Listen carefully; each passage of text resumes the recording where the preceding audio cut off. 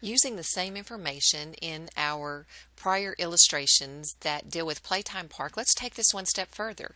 This is really interesting because with these simple formulas that we have generated, we not only can estimate the number of units that we need to break even, but we can do what your book calls sensitivity analysis.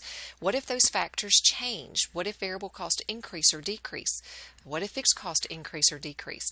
How does that change the number of people that we need to process through our park in order to break even or to remain profitable? So let's take a couple of sensitivity analysis situations and analyze them here. First, the first requirement says let's assume that we cut our ticket price from $60 to $54.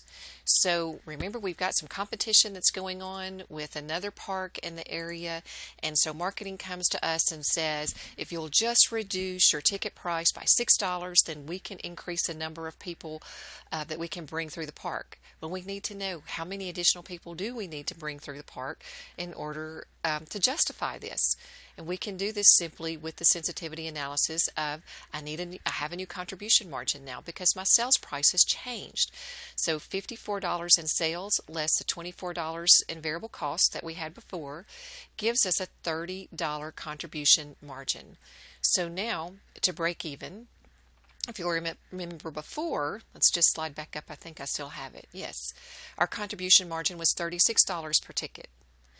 When our sales price went down, look what happened to our contribution margin. It also went down.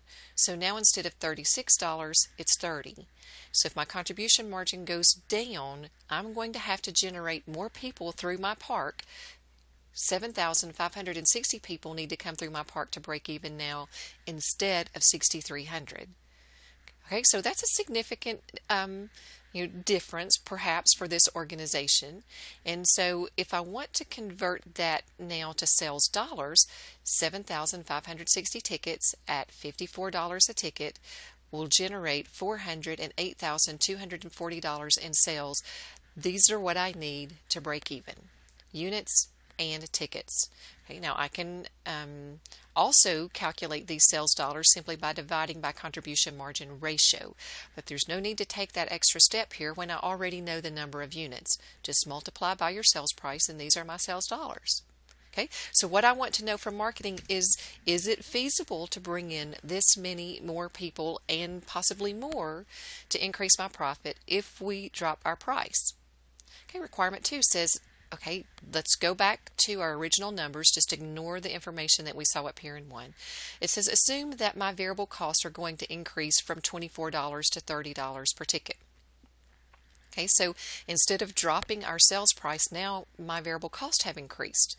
So once again, if we'll back up here, if my sales are $60 per tablet, and now my variable costs are $30 per tablet, my contribution margin is once again 30.